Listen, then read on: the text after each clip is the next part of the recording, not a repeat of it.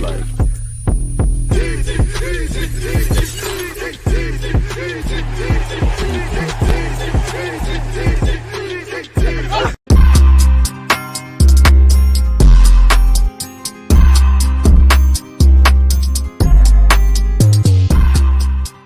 people, deluded, I'm back again. Come on, Ian. Come on.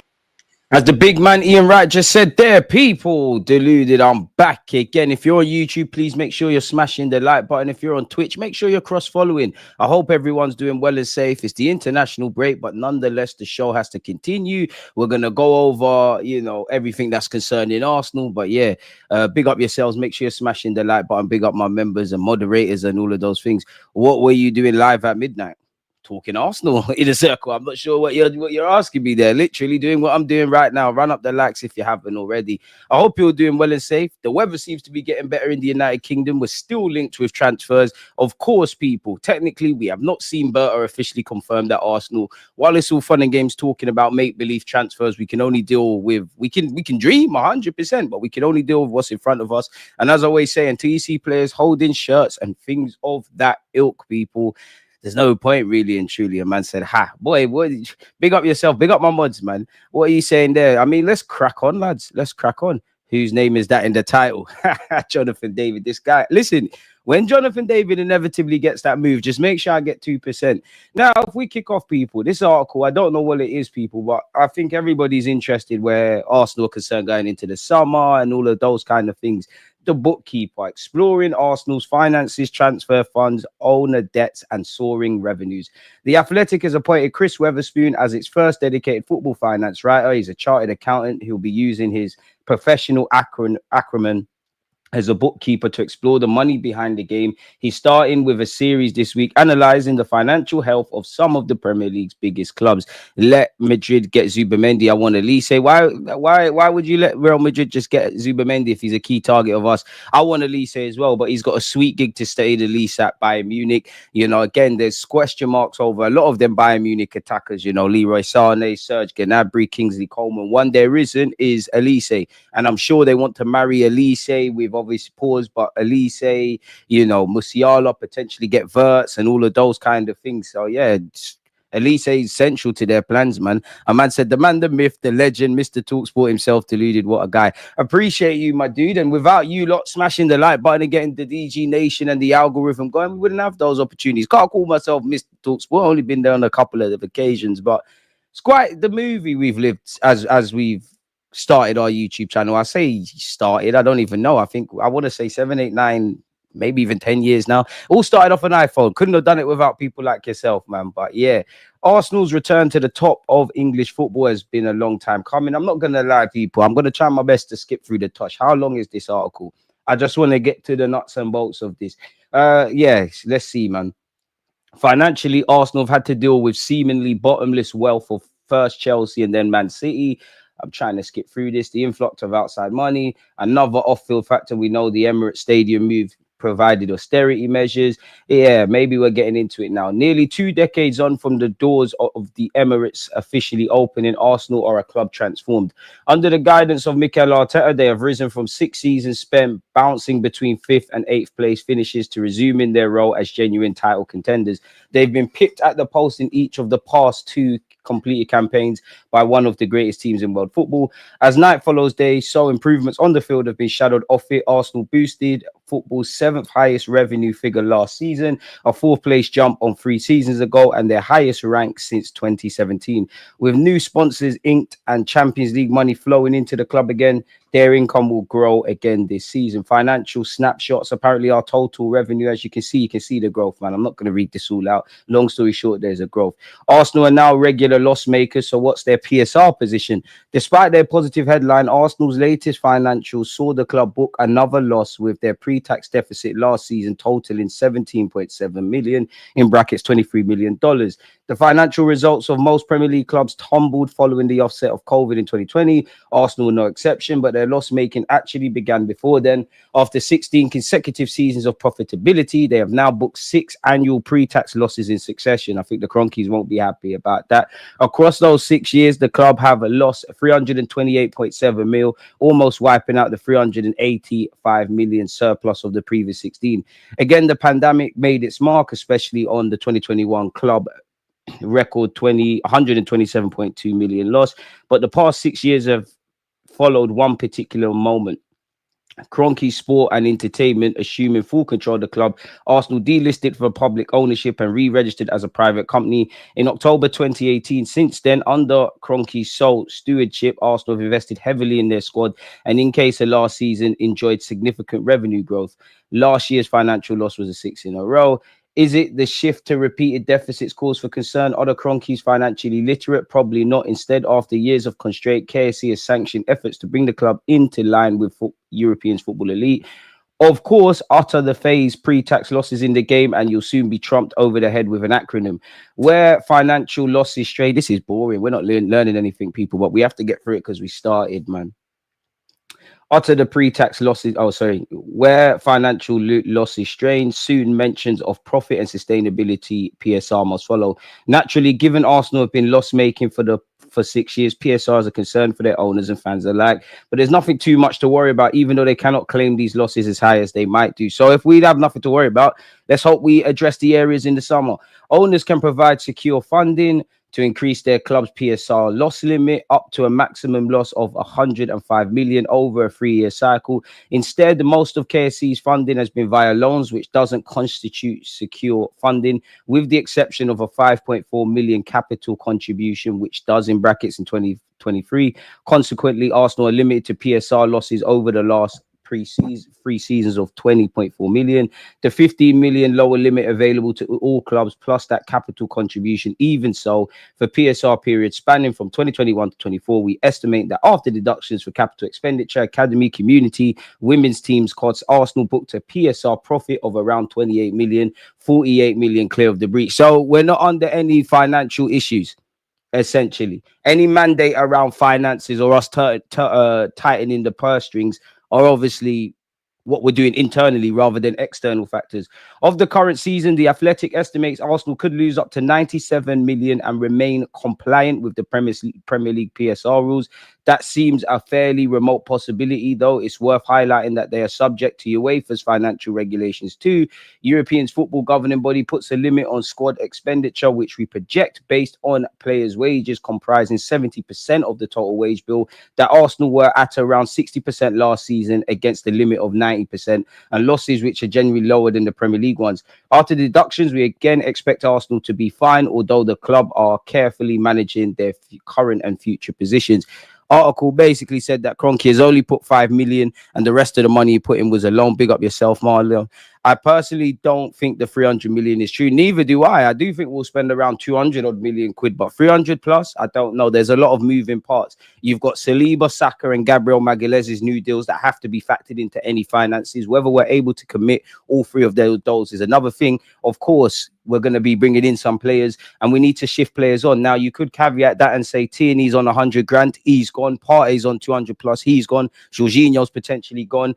Fair enough, Kivior isn't near the top earners, but every little helps. That can be redistributed. Zinchenko's on something healthy, and speculation over the Trossards and those kind of players are still there. Gabriel Jesus and Tomiyasu, more so Gabriel Jesus because of the wages, is still here. And you got to remember, it's harsh, and I don't want to advocate scapegoating, but Kai Havertz was bought for 65 million, and you look at the wages, and that has to have a knock-on effect, because if you're Saliba, Saka, Gabriel Magalhaes, dare I say, to a degree, you know, if we were to even dream about Hijack, you're going to look indirectly. Your agents are going to know what Kai Havertz earns, and you're going to think I deserve more, if not the same level playing field. 300 million is more than enough to turn us into a title winning side right away. Bayern are definitely winning the Bundesliga this season. Wouldn't Elise want a Premier League trophy? He's just signed there. I hope you're right with Elise, but he's predominantly played off the right-hand side. We've got Bukayo Saka. Bayern are not going to want to lose him for something cheap, and I don't think Arsenal are going to go for him. I'd love Elise, but yeah. DG going to end up buying Borough Wood with Simon Jordan as co-owner. I've never met Simon Jordan in my life, man. Don't forget about us when you go Hollywood. You're mixing it with the big dogs now. I definitely am not, but I can't forget where I came from. This is why my YouTube channel is the bread and butter. Play Rice as a 6, Elise as an 8. We're never going to see that, my dudes, man, if I'm honest with you. But carrying on with this, smash the like button. Soaring revenues reflect their on-pitch rise. I mean, okay, we've consistently got Champions League football, so there's going to be more money and bums on seats and whatnot. Arsenal's revenues increase last season was, in a word, huge. The world's biggest clubs breaking their revenue records is hardly a rarity, but the extent of the improvement in their case was remarkable. Turnover hit 616.6 million in 2022-24, an annual increase of 150 million, nearly a third. Even with the prize money and commercial benefits of Champions League football, that is still a massive uplift for a club who already boosted the 10th highest income in world football. Boy, income increased across all three main revenue streams: match day, broadcast, and commercial, naturally mirroring the broader club record. Arsenal hit new heights in each stream. TV money was the highest at 262.3 million, but there was roughly 30% growth across the board. At the Emirates, gate receipts soared, so we're getting more money from other factors. The tickets are getting more expensive. Can this correlate to on-field success, proper success, what we actually want? And it just, the rich are getting richer, and that's reflected in life, let alone football. So that's nice. Arsenal's home has generated a 9-figure sum for the club on several occasions, but last season's 131.7 million matchday income was a big increase on the 2022-23 in brackets 102.6. That was a byproduct of a couple things. For starters, Arsenal played one more home game last season than in 2022-23. 4 Europa League matches at the Emirates were replaced with 5 in the Champions League, enabling the club to charge higher prices for viewing a more prestigious competition. I mean, great. You didn't have to waffle to say that. On top of that, Arsenal made ticketing changes in 2023-24, reducing the number of matches covered by a season ticket from 26 to 22, and implementing an increase in general admission season ticket prices of, on average, 5%. And you can see that there. Arsenal's matchday income rocketed last season, and gates receipts since moving to the Emirates are now at 1.6 billion. Arsenal and Manchester United are up at the top end. Two clubs that have a rich history, but which club has delivered continued success? Are United fans happy with how their club's being run? Arsenal fans are probably happier in the last few years, but are we happy? Spurs are up there. The less said about them, the better. Liverpool and Chelsea, well, Liverpool are doing their thing. Chelsea, I'm not sure they'll be happy. City, obviously, they achieved a lot on the field, but they ain't got the streets like United or Arsenal. The result was Arsenal's highest single season gate receipts by far, and the club leapt to second for matchday income domestically, having trailed Tottenham Hotspur in each of the last 2 seasons. The only thing we could trail them in. Big up Levy, likes his money. Matchday revenue was just 5.5 million behind Man United last season, marking a significant narrowing between the two clubs. The gap had been, and it'd be keen to see when their new stadium, United's kicking, what it will look like in the years that follow. The gap had been over 30 million in each of the last 2 seasons, though the Emirates may have held the club back for several years. The benefits of moving there are increasingly apparent. I mean, big up Arsene Wenger for that one. Since the stadium opened in 06, Arsenal have a combined gate receipt of 1.652 billion, over 4 times its initial 390 build cost. Trying to skip through all of this, people. We know what elite clubs are doing. Again, in short, this is just a great way of telling us from all aspects. Financially, we're improving as a football club, and we know the rising wage bill again, which is probably the only thing so far in this article that's of interest to me, because we have to get that sorted.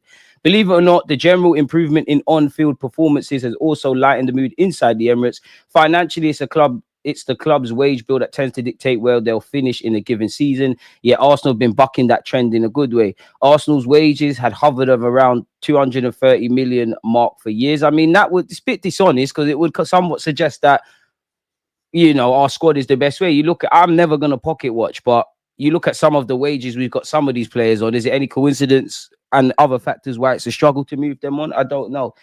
So yeah, increased 11.5 million between 2018 and 2023. As we know Saliba and Saka's initial new contracts obviously is going to push things up. Even so, they're only served to bring Arsenal closer to their rivals. The wage bills at Manchester City and Chelsea have topped 400 million in recent years, while Liverpool had 387 million last year. I mean, if they got all their 3 big players to sign new deals, it would look very different. And are closing in on that too. Arsenal are spending more than they ever have on salaries, yet still trail several clubs they have surpassed on the field recently. Arsenal have generated high points totals in the last 2 years relative to their wage bill. Okay. In the last 2 seasons under Arteta, Arsenal significantly overperformed their wage bill. I mean, that's a new one. We've overperformed our wage bill. What the hell is going on here, people? This is boring me, if I'm completely honest. From transfer misses to one of the biggest spenders, Arsenal spending in the transfer market has ramped up in recent years. Another sign they're stepping out of the long shadow of their stadium build. While net spend isn't actually all that useful a metric on its own, it is telling that in 6 of Arsenal's first 7 years playing at the Emirates, their net transfer spend sat in the bottom of the Premier League. We know this. We had austerity measures. We basically built Manchester City to where they are now. It was built on Arsenal's foundation. Anytime we had a half-decent player, we'd sell to anyone, predominantly City. In those circumstances, continually qualifying for the Champions League year on was no mean feat. It is great that we did that, but again, it's 2025 now. Are we finally getting into the period that we was told initially when we moved to the Emirates about Bayern Munich level? Since the 18-19 season, KSC assuming sole ownership, Arsenal have undertaken a clear shift in strategy, parting with a net 857.2 million transfer fund. That's the second highest in English football, only trailing Chelsea, not far shy of trebling the club's net spend in the previous 6 years. So we've got more money. Okay. Arsenal have now spent 991.7 million in the past 5 years, a sum which puts them ahead of both Manchester City and Manchester United. Chelsea's 1.458 billion spent from 2019 to 2020 is still way off in the distance. By the Emirates, a club who were once relative misers in the terms of transfers have considerably loosened the purse strings. I mean, this is a whole load of waffle. Domestically, only Chelsea have spent more on new players than Arsenal in the past 5 years. So obviously, there's some caveat behind that. You know, Liverpool have had, serious players. City have had serious players. It's only now City need to rebuild. But we're in good financial strengths. I don't think anyone's expecting us to be PSG or Real Madrid. But have we spent recklessly or have we spent correctly in all aspects? Up till May last year, Arsenal's existing squad had been assembled for 882.4 million. That's a big figure, though. A look around the division helps explain why the club have felt the need to invest so heavily. I mean, there was an element of us having to spend big in terms of catch-up money. But as we've now got ourselves into this point, things have got to change, surely, people. Even with the second highest transfer outlay of recent years, Arsenal squad is only ranked 4th when it comes to the cost of assembling. That's because we've bought correctly, and there's very few players like the nucleus of this team who I would argue their transfer value hasn't increased. Saka's increased since he's come back. Odegaard the same. Martinelli was bought for 6 million. Say what you want about him. You're definitely getting more, even by Arsenal standards, a lot more than 6 million. We're in a round where we spent 65 million on Kai Havertz. Like this is a lot of jargon, if I'm completely honest with you, man. Like, it's saying a lot of things that we already know. Shareholder loans. We got to start skipping through. Arsenal now owe 324.1 million to KSC, with the owner having provided another 61.9 million in cash loans last season. The club would therefore seem ripe for punishment under the amended APT rules, yet Arsenal voted in favour of the changes. Manchester City, with no shareholder loans on their books, voted against them, so people are voting in their self-interest. If that seems strange, consider the nuances of the new rules. The APT amendments, which adapted prior regulations recently struck down as void and unenforceable, dictated that only loans drawn on from owners after November the 22nd, 2024 are required to be recorded. This is all jargon once again.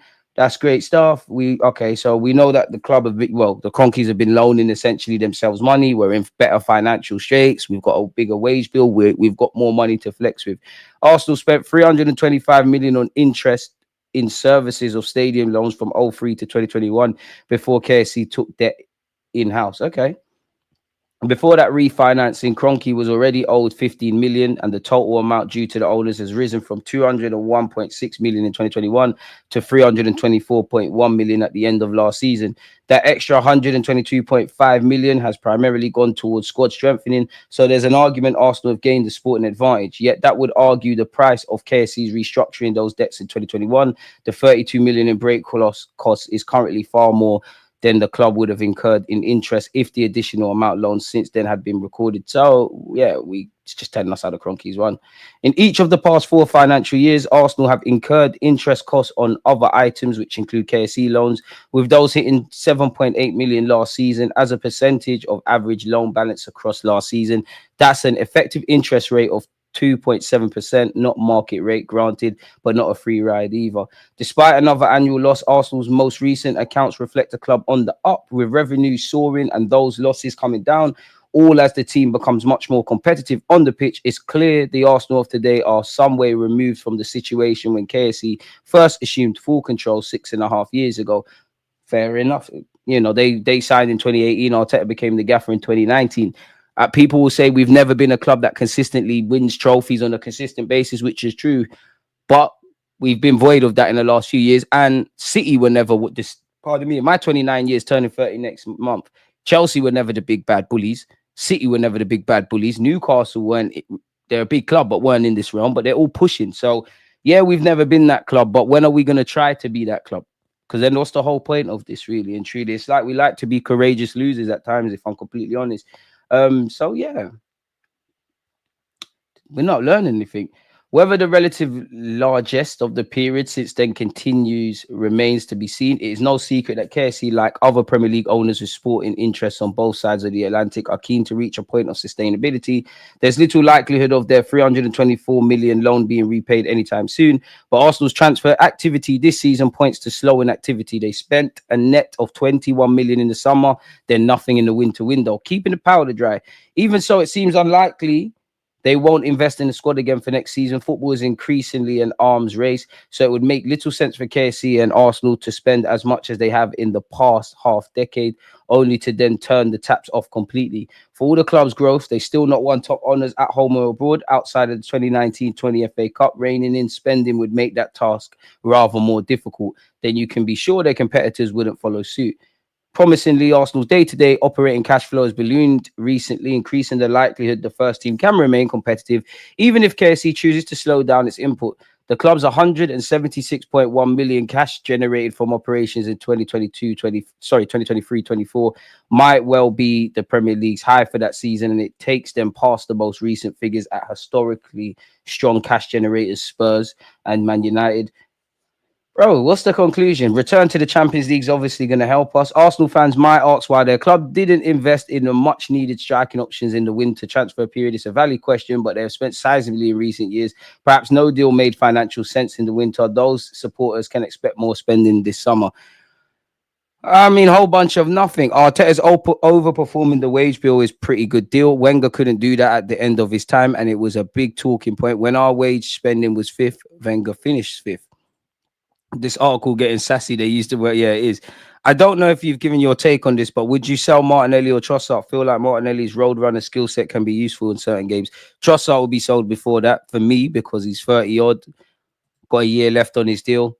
Seems like the Saudi interest isn't going anywhere, so there might be something with that. So yeah, that was a bit boring, people. I read this yesterday, but I just want to recap it really. Our former chairman, Keith Elderman, spoke, and there were some interesting talking points building off of what we just read with the Athletic people. Let's see what he said as well, people. He said, I'm quite strategic in the way I see squads being built, and in brackets, Arsenal now haven't really built a balanced squad. They have failed on that front. If that happens, you normally fail. You get what you deserve in a competitive environment. If you look at the wage bill and the playing squad they have, you have to conclude that they spent their money unwisely. At the end of the day, the board has got to be responsible. On Arteta, he said it's clear that the manager now, with all the pressures and all the strains, can't do everything. He needs support in building a team and doing deals and transfers. When I first joined Arsenal, there was one executive who ran one of the big football clubs who said to me, you know, if Wenger doesn't win the league this year or next year, you ought to fire him. It's no good coming second all the time. You've got to win things. Fortunately, we did go on to win things. Quite often, people who are running football clubs seem to lose what I call their strategic nous in terms of working out what it is they need to do and how to build the squad. Smash the like button, people. And you look at our most expensive signings since 2008, it's hardly any of them anything to scream and shout about. You know, big up Declan Rice. Pepe didn't work out. Kai Havertz respectfully shouldn't be here. Bamian was cool. Lacazette, I told you like that would have. In fact, Pepe and Lacazette, you can go around the time that we signed these players. I said Lacazette is not the answer for Arsenal, because you could tell before he kicked the ball, Wenger didn't rate him. Pepe had a great 18 months. We got zanged. Kai Havertz were at where we're at. Aubameyang worked out. It's a bit mad that a number 6 is our club record signing, but, you know, Declan Rice doing his thing. Ben White's gone up in value and 50 million well spent. Jesus, great 6 months, but I think we've got what we paid for. I think it was romantic assuming that someone that struggles for goals and was a very valued squad player, but a rotationary option for City would be platformed, going through the middle and score goals. It didn't work. Partey's been a good player, but, you know, in terms of injuries and all the other baggage, there's an issue in itself. Ozil is Mesut Ozil, and Calafiori's up there already. It shows where football's going, man.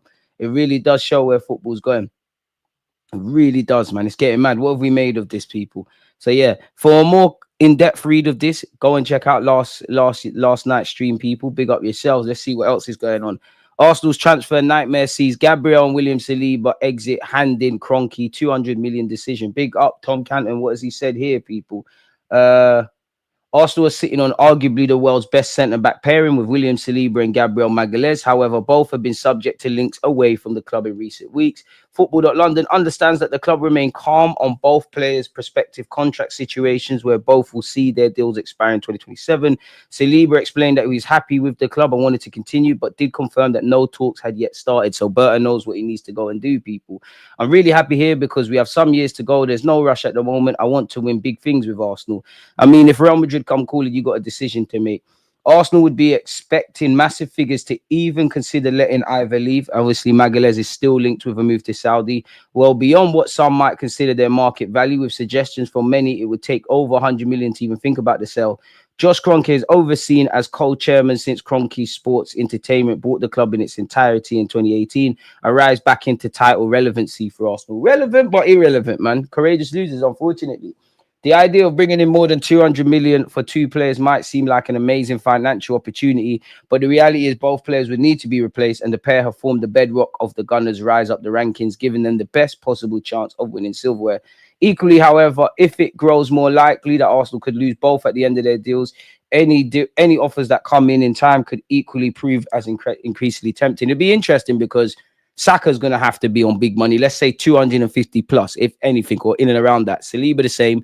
Maybe Gabriel Magalhaes' age is a gift and a curse, because you could say he's in his peak prime. He's 27, but he doesn't have the longevity that 23-year-old Saka and Saliba have, so it might have to be adjusted. All of them could sit there and say, listen, we are all equally at best, probably more vital to this team than Kai Havertz. Kai Havertz is on big money. You still got to pay Gabriel Jesus, I reckon, for at least a year, and he's contracted until 2027. Whether you go as top half as Hijack, where he's going to be on like 200 odd grand plus the transfer fee, assuming that happens, which is pessimistic, or you go for Sesko, that's going to be something. Sesko's obviously not going to get what these lot are getting, but it's going to be rising costs. And there's no guarantee the players are going to leave. We're going to shed Partey, Jorginho, Tierney off the wage bill. That's a fact. Speculation over the Trossards, the Kiviors, the Zinchenko's remains. So we're going to have to see, really. And can you really, a bit like what Liverpool faced with Trent, Salah and Van Dijk, obviously the ages of two of the three, I said, make it a bit different. But is it feasible to think we're going to keep all of these guys and build on to what we're building onto? I am not sure, people. But I guess we're going to have to see in that regards, man. We really are going to have to see. It's going to be an interesting one nonetheless, man. So, yeah, man. Yo, DG, thoughts on Arteta's message to Calafuri, man, sending out pics of family. I spoke about it last night. The man's crazy. Like, we know he's absolutely skits. There's something wrong with Donny, man, if I'm honest with you. Arsenal have been told that Leo star Jonathan David and RB Leipzig ace Benjamin Sesko could be suitable candidates to lead the Gunners line next season instead of Ollie Watkins. We missed out. We're trailing Liverpool by 12 points. We all know the failed pursuit of Watkins didn't work out in January. Arsenal could return to the negotiating table in the summer and try to prize Watkins away from Villa Park once and for all. So this is all essentially guesswork. And apparently Richard Dunn, former Manchester City and Villa player, isn't convinced on Ollie Watkins joining Arsenal. He's obviously a very good player. He does something for Aston Villa that works perfectly for the manager. What else have you said? He gives Villa a different asset, and it's just whether Arsenal would use that sort of centre forward, or do they want someone with a little bit more link-up play and a little bit more movement. It's hard. It seems to be going almost back to the big centre forwards and centre forwards who can make an impact. In the Champions League this year, there isn't a huge array of talent around. Jonathan David at Lyon has been very good. Sesko at Leipzig has been good. Arsenal have struggled, which Lord knows we have, for a long time to find the right guy, and it's not easy. I think they want a more fluid centre forward. I think in the dream world, it's Hijack. I think they're going to go and get Sesko just because he's going to cost a lot less than Hijack. Kind of going piggy banking off what we read about the finances. It costs a bit less. You know, he could be one of those stars of tomorrow. You rotate in and out with Kai Havertz. In an ideal world, I always say it, you sign that serious number 9. And for me, just a striker I can believe can get goals. Whether you're trying to outsmart the market and Sesko's got the potential to be one of the better forwards in the world, whether you're going to get a Gyökeres who's on everybody's lips, whether you're going to dream chase and pay the money for Hijack, whatever, Ollie Watkins, wherever you're going to get, I need to see a number 9. I'd love a left winger as well to go with, obviously, Saka and Wanyeri. You've got Trossard and Kai and Martinelli in the squad. If they stay, they stay. Then there's a logic, there's a rhetoric where do you go big for that forward? Like in an ideal world, as I said, in an ideal world, you get Hijack, you get your Nico Williams or whatever. Or do you go for that Hijack and you have, Saka and a low cost left winger that can do a job? Or do we get a bad boy left winger to go with Saka, kind of mimicking what Liverpool had in their prime with Mane, Salah, and Firmino? I don't know, people, what we're going to do, but the best part of this squad, we've been challenging for a title for 3 years. The majority of this team has been together, give or take 5 years. Some younger, some whatever. There's a lot of change that needs to, it's a hypocritical thing to make, because I don't feel there's a lot of change needed, but at the same time, there is a lot of change needed. Contracts are running down. Players that were once first names on the team sheet, whether it's tactical or them not evolving, are not quite that. The wage bill is still there. It's a madness. Edu's left. You've got Berta in. Question marks over the gaffer who signed a new deal. Need to get key players committed. This is a pivotal summer, and I said all of this last summer. So it's a seeing is believing type of thing. But yeah, smash the like button. We do need a forward. We need players that we can believe in. We have struggled for a minute with that kind of forward, man. Watkins has bagged 14 goals and 11 assists in all comps for Villa this season. He's 29 years of age. I think the boat might have passed Watkins, but if there's a deal to be had for a certain amount, I wouldn't see a reason why not. David is dead food. Sesko, apologies, needs a mentor, low IQ, shoots on sight without looking for players in better positions. If we get him, we need another forward.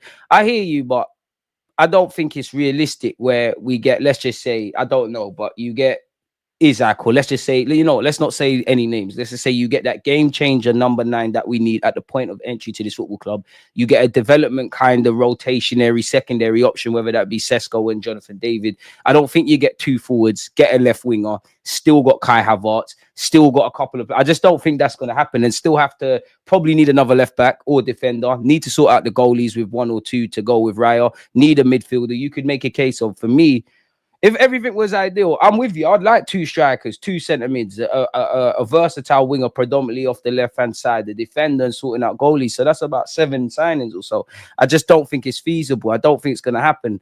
There's plenty of players we can...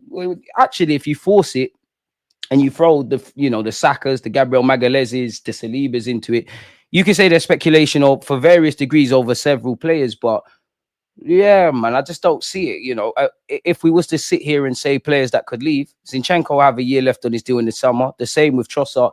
There's no guarantee they're going to leave. Maybe they want to fight for their spaces. Maybe Arsenal don't get offers they deem acceptable. Maybe Arsenal accept offers and these players are not keen on the wages. Maybe people want to run down their deals and get loyalty bonuses, etc., etc. Kivio's linked with clubs every week. There's no guarantee. I think he's going to move, but there's no guarantee. The only guarantees to leave this football club at this moment in time on paper is Jorginho, Partey, and Tierney, which obviously gives us more resources to invest. We have to get this right, and that's where I'm looking at Berta as well. I can't expect one man to change things.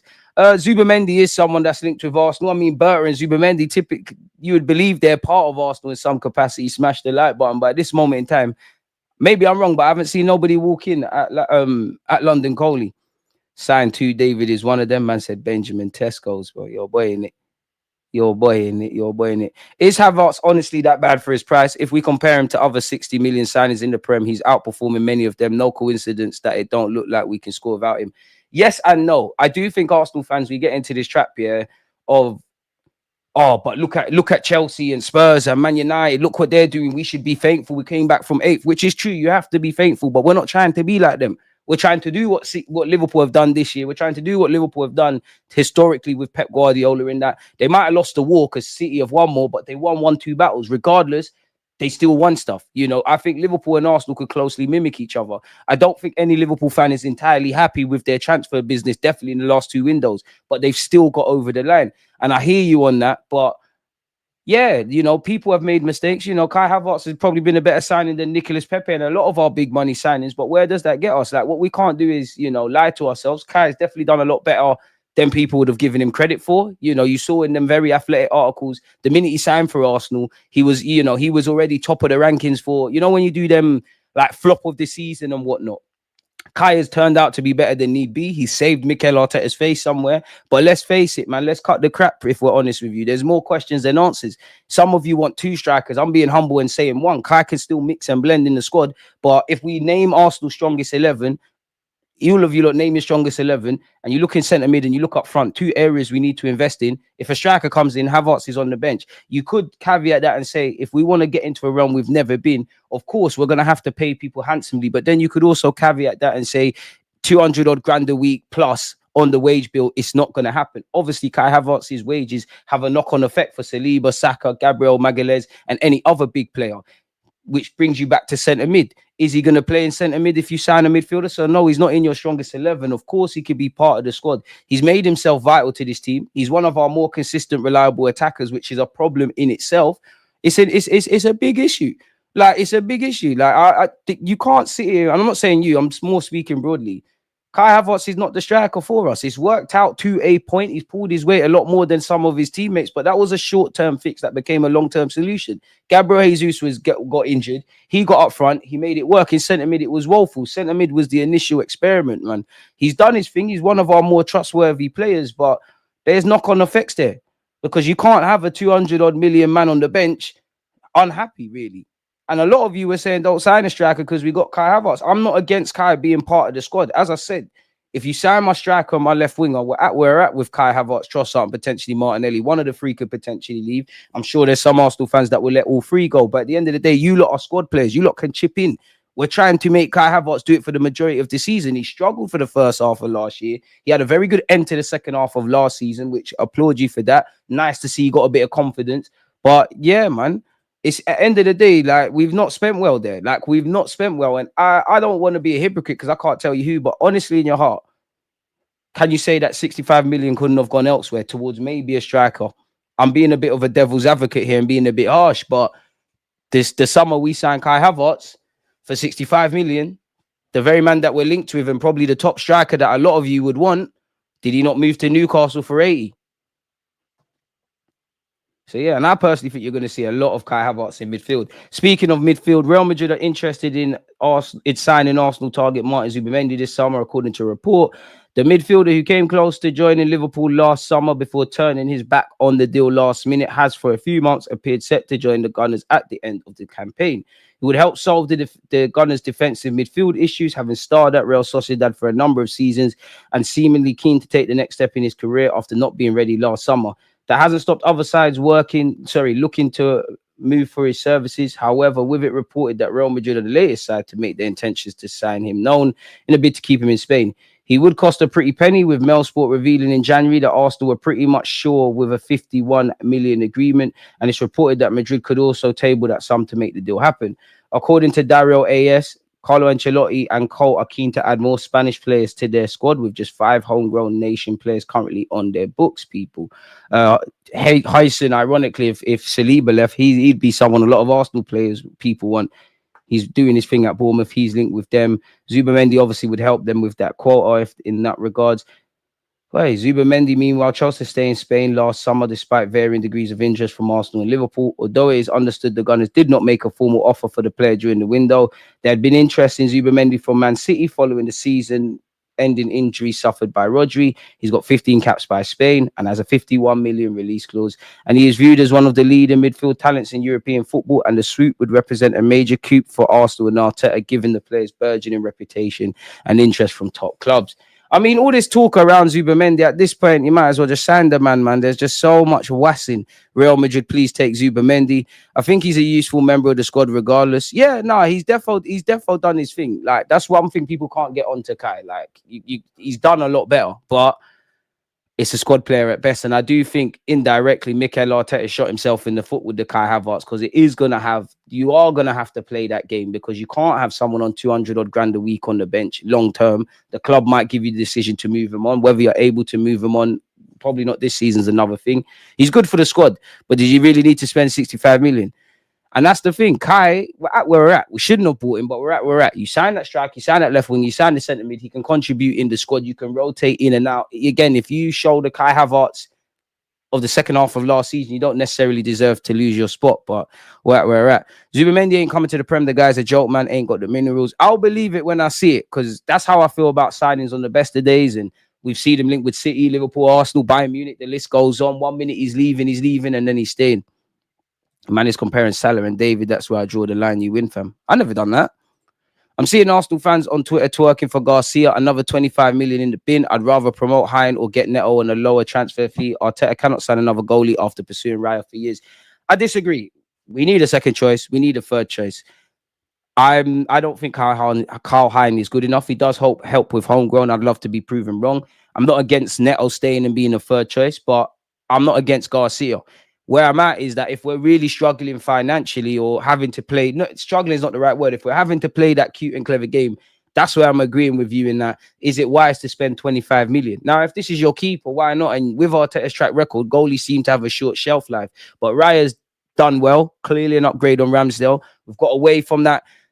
Remember that little weird period where we had Ramsdale and Raya, and yeah, Arteta was lying about our rotate keepers like we haven't seen it before with Leno and Ramsdale, or Emi Martinez, or Cech and Leno, or even at Chelsea with Quartar and Cech. You know, Liverpool are going to have it next season, probably with Alisson and the lad they signed from Valencia. We've seen the whole goalkeeping thing. We knew it wasn't going to bang.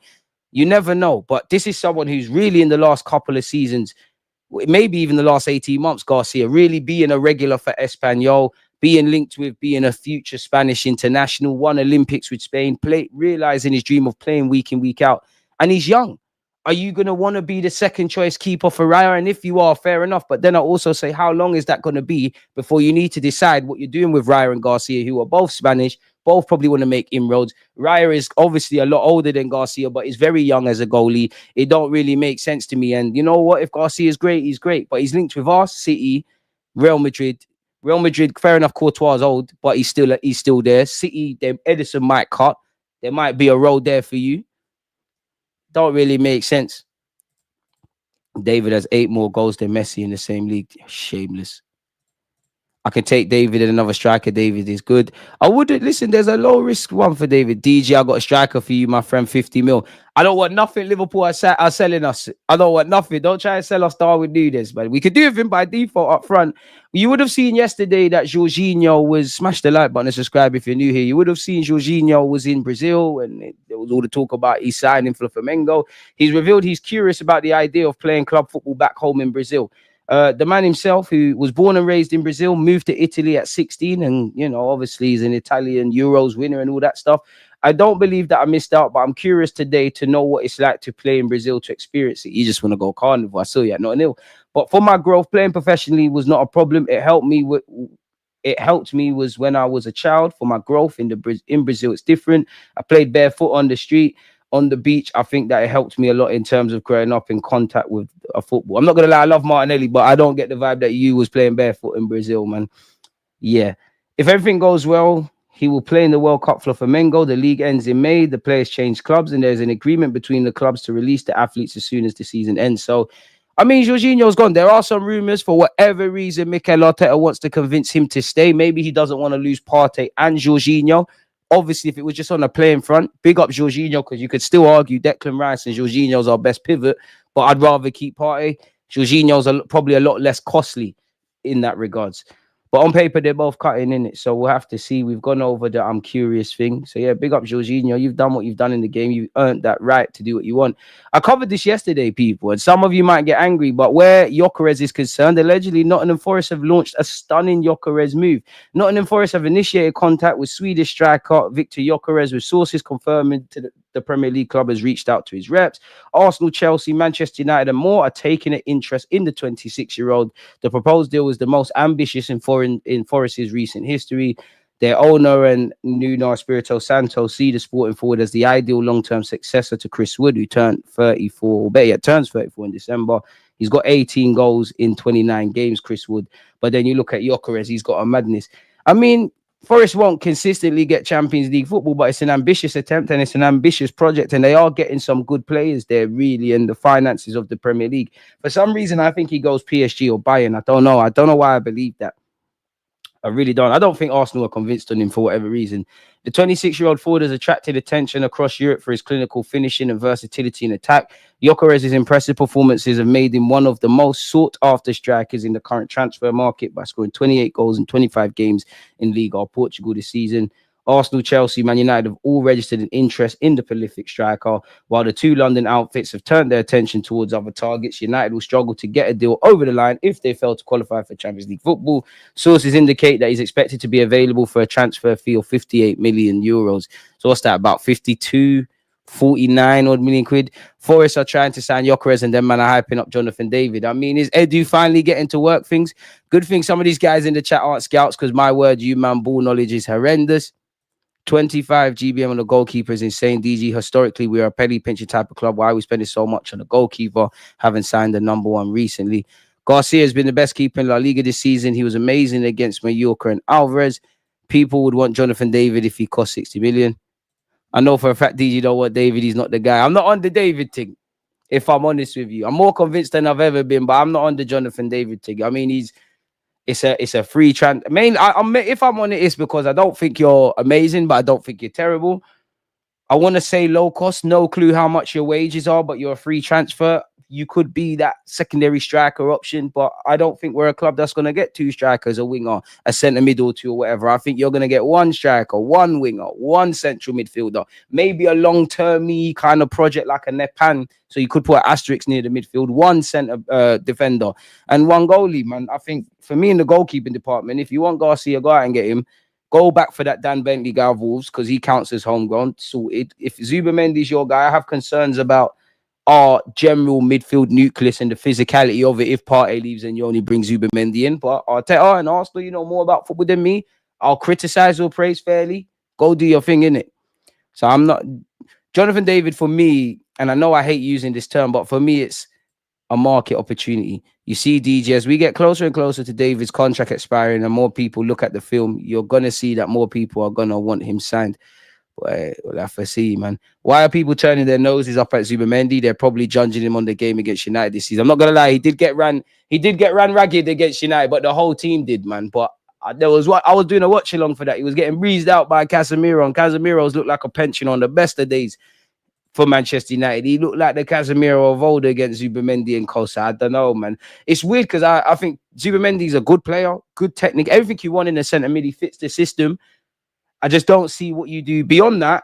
You're just a younger Jorginho. I don't see what you do outstandingly. And your game is more based on interceptions and in anticipating rather than being a physical figure. I just think we'd miss a physical presence in there, people. Marino hasn't been that at all. We went over that yesterday, so I won't bore you lot with that. Real Madrid have been linked with Ethan and Wanyeri, so they want Saliba, Wanyeri, Calafiori. Real Madrid, we'll give you them. As long as you give us Mbappe, Vinicius, Rodrigo, throw in a little Valverde in there, why not? And Tchouaméni for the culture. Wanyeri and Lewis Skelly, their stock is rising in it. Like, they're doing what needs to be done. Wanyeri's allegedly being looked at by Real Madrid, AC Milan, and Paris Saint-Germain as well, people. So we'll have to see that.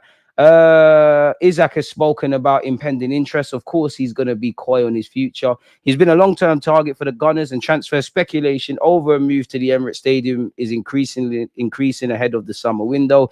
With Mikel Arteta expected to make a big money striker signing, and the Newcastle talisman is top of his wish list. Newcastle are expected to resist any bids for Hijack, who is valued in excess of 100 million, and instead hope to tie him down to a new contract, with talks reportedly planned for the end of the season.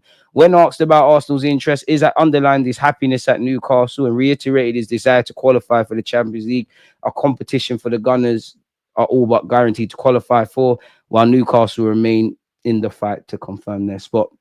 The man himself said, "There's not much to say.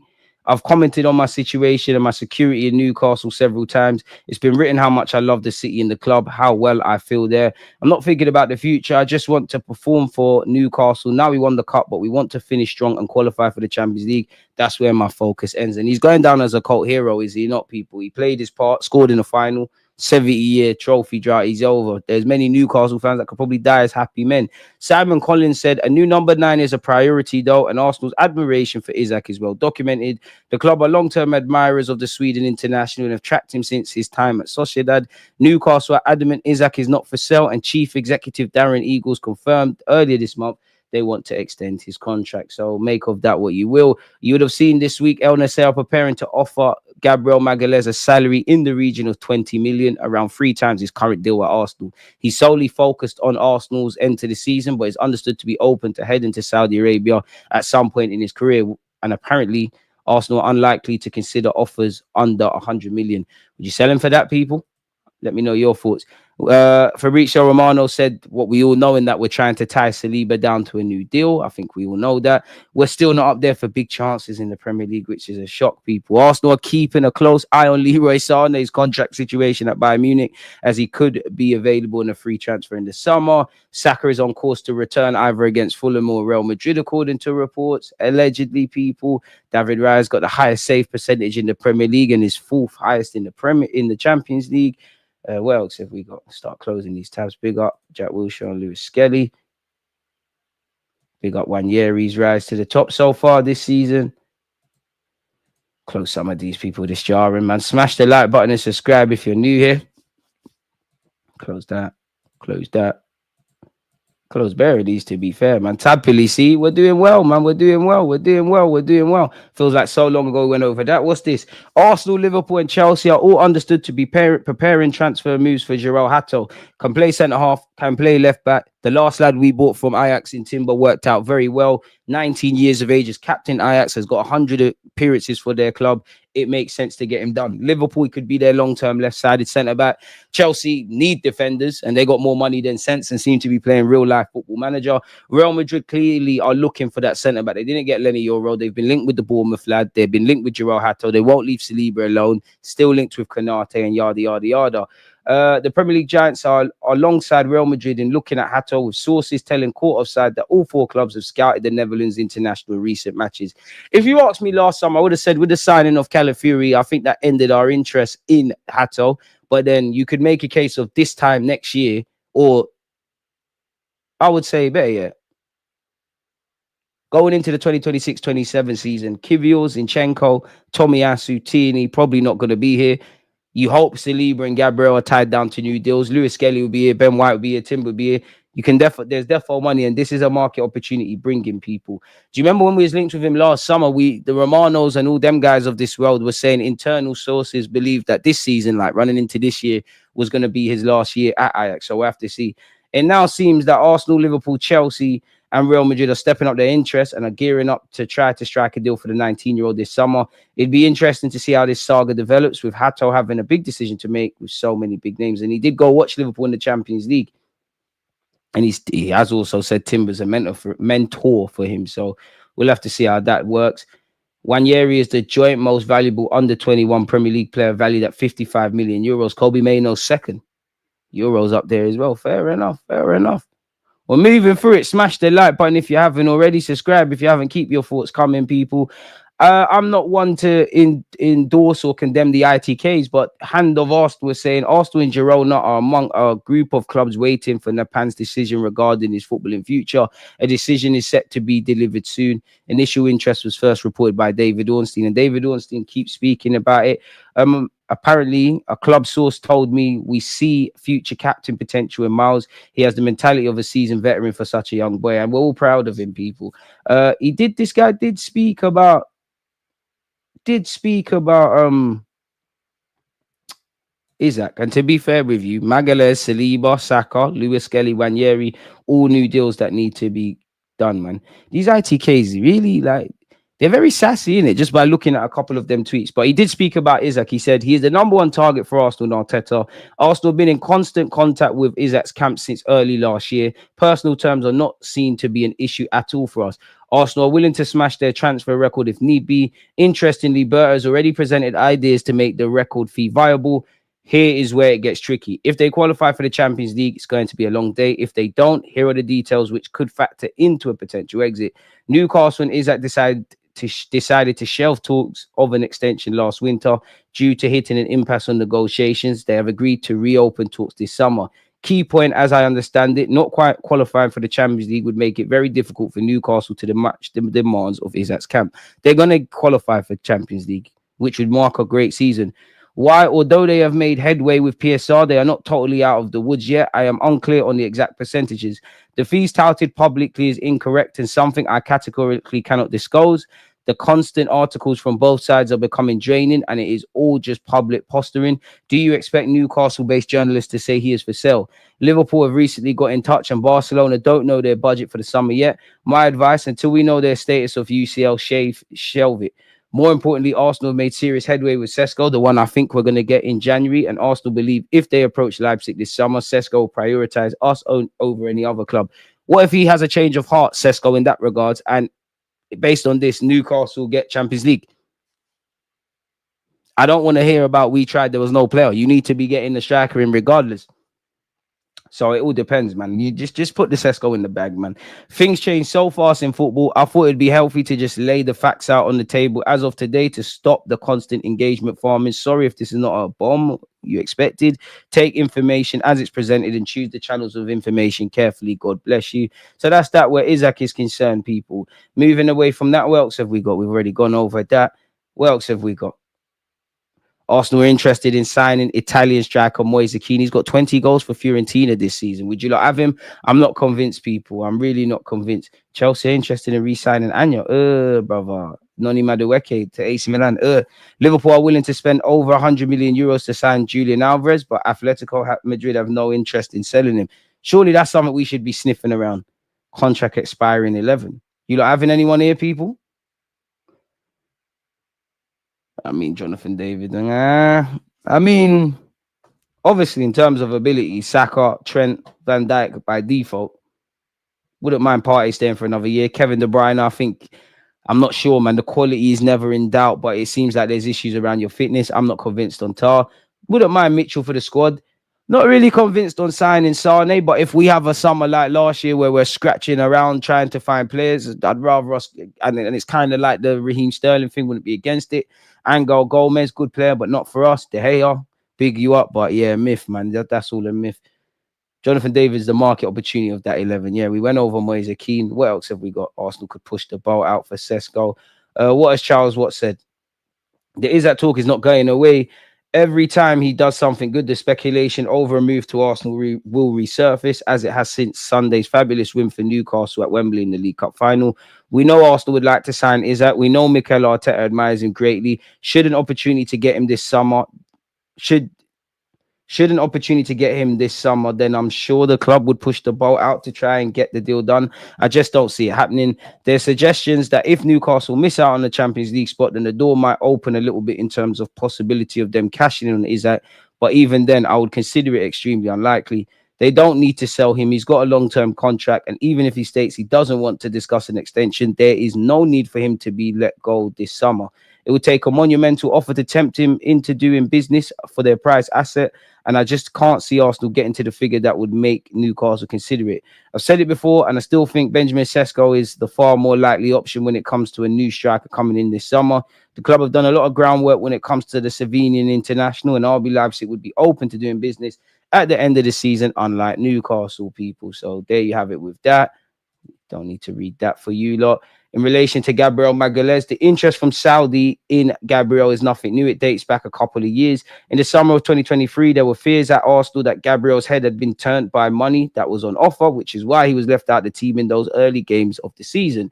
Mikel Arteta publicly stated it was tactical, but it wasn't. It was because of what was going on behind the scenes. Obviously, since then, they've done well, people. So it'd be interesting to see. I mean, 100 million could tempt anyone, but then you caveat that and say you might have to spend near enough that to replace him for like quality. Shout out to Lewis Skelly. I mean, Charles Watts also said we see his future in midfield as well as at fullback. So I'm interested to see the development of our young 18-year-old, soon to be England international. Arsenal on alert as Target revealed to have poor relationship with Carlo Ancelotti. So we're linked with Arda Güler again. He hasn't really got a sniff. Surely they loan him out a couple of times before they commit to selling him permanently. I'm not too sure. Maybe I'm wrong. Arsenal are being linked as long with Spurs and Aston Villa with Charalampos Costelas, 17-year-old playing for Olympiacos, rated at 30 million euros, which is around 25 million quid, people. Read of that way. Will Timber says he reads the Bible before every game, and he spoke about coming back from injury. What a great time Timber's having, man. That was my first major injury, but it has honestly been a good year. My knee has gotten stronger. I've been able to work on my body a lot in the gym. I have come out stronger in the end. Last season, I had lonely moments when I had to train alone or when I stayed behind at the club when the team had an away game. Missing the European Championship and watching it on TV was also difficult. But at some point, I got over it. I have good people around me. I didn't feel alone. Football suddenly stopped, so I had to deal with life in other ways. I appreciate it now when I can play because I know what it's like to be away for a year. During the matches I play, I really have moments when I enjoy myself even more. I read the Bible every morning and evening. That gave me support when I was injured. I was tested, but I believed that I would come out better, and that's what happened. It brought me closer to God, and we're happy for you, Timber, man, to see you playing. Player of the season shouts. Arsenal are still being linked with Kirkes, and so are Liverpool is. You know, that is your replacement for what's his face, Robertson, right there. I don't think we're going to get Kirkes.